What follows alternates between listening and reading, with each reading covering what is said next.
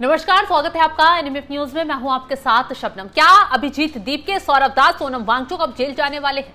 क्योंकि इन लोगों के खिलाफ पंजाब चंडीगढ़ हाई कोर्ट में एक शिकायत पहुंची, एक याचिका लगाई गई है और जिसमें सीधे सीधे मांग की गई है कि इन लोगों ने जंतर मंतर पर मंच सजाकर हिंदुओं की आस्था के साथ खिलवाड़ किया, हिंदू मुस्लिम वाली जो राजनीति की उसमें हिंदुओं को ठेस पहुंचाने का काम किया गया। तो इस वजह से इन लोगों के खिलाफ एफआईआर दर्ज होनी चाहिए। बाकायदा एक वकील के जरिए ये याचिका लगाई गई है और जिस याचिका पर संज्ञान लेते हुए कोर्ट ने पुलिस से भी जवाब तलब कर लिया है। यानी आने वाले वक्त में अभिजीत दीपके, सौरभ दास और सोनम वांगचुक पर आफत आ सकती है, यानी उनकी मुश्किलें बढ़ सकती हैं। अगर एफआईआर दर्ज होगी तो जाहिर सी बात है गिरफ्तारी तक की नौबत आ सकती है। अब क्या है वो मामला जिसको लेकर इनके खिलाफ कोर्ट में याचिका लगी, क्या है वो आरोप जिससे इनकी मुश्किलें बढ़ने वाली हैं? चलिए विस्तार से आपको बताते हैं। उससे पहले एक ये कुणाल कामरा का बयान सुन लीजिए। ये जो सरकार है, ये जो कर रही है, ये बहुत सालों से कर रही है और हमने देखा है कि ये लोग बस सीता के पति का नाम ले लेके नीता के पति का काम कर रहे हैं।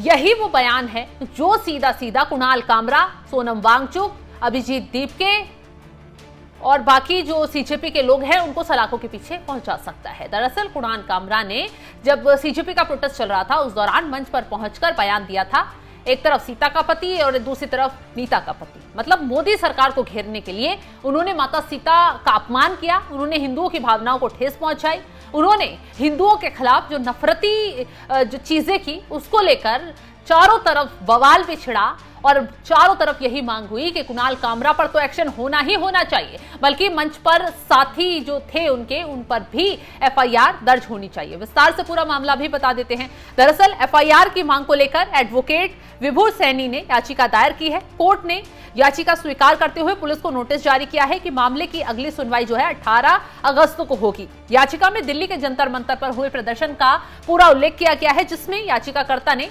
कार्रवाई की मांग की है। विभूर सैनी का साफ साफ कहना है कि 15 जुलाई को जंतर मंतर पर कुणाल कामरा ने हिंदुओं को लेकर आपत्तिजनक बयान दिया था, जिससे हिंदुओं की भावनाएं आहत हुई थी। तब मंच पर सोनम वांगचुक, अभिजीत दीपके भी वहां पर मौजूद थे। सबसे हैरानी वाली बात तो यह है कि जिस वक्त कुणाल कामरा ने बयान दिया, किसी ने आपत्ति नहीं जताई, किसी ने उन्हें रोकने की कोशिश नहीं की और सबसे चौंकाने वाला मामला और तस्वीरें तो तब आई जब ये लोग कुणाल कामरा के इस घटिया जोक पर हंसते हुए नजर आ रहे थे। इसलिए अब तीनों के खिलाफ मामला कोर्ट तक पहुंच गया है।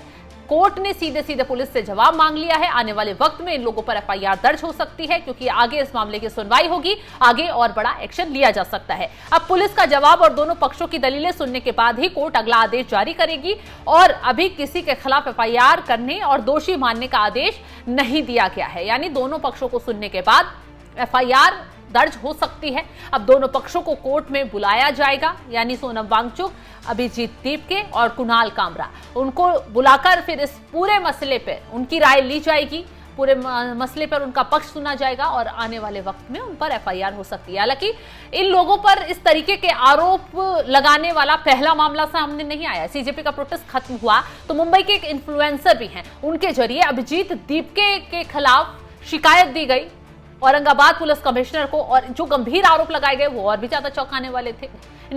इन्फ्लुएंसर फैजान ने सीधे सीधे आरोप लगाए कि जो दीपके है वो उमर खालिद से का जुड़ा बंदा है और उसके खिलाफ कार्रवाई होनी चाहिए। उसी धाराओं में केस दर्ज होना चाहिए जो उमर खालिद शर्जिल इमाम पर हुआ था, क्योंकि ये लोग सीधे सीधे देश को तोड़ने और देश के खिलाफ साजिश रचने का काम कर रहे हैं, हिंदुओं का अपमान कर रहे हैं और जिस तरीके से मंच पर बयानबाजी हो रही थी उससे इन लोगों को जेल के पीछे होना चाहिए। क्या कुछ आरोप लगाए थे उन्होंने, वो भी सुनवा देते हैं।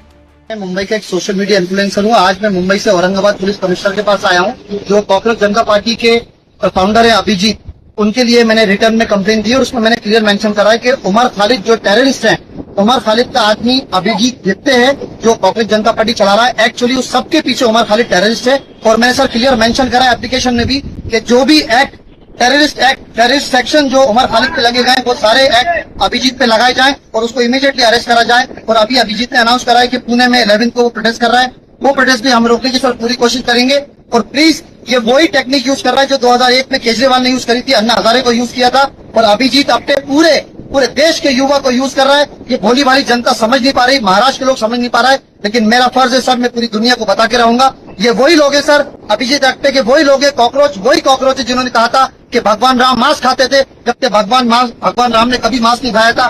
ये वही लोग हैं सर जिन्होंने कहा था कि भारत तेरे टुकड़े होंगे, उन्हीं लोगों का आदमी अभिजीत है।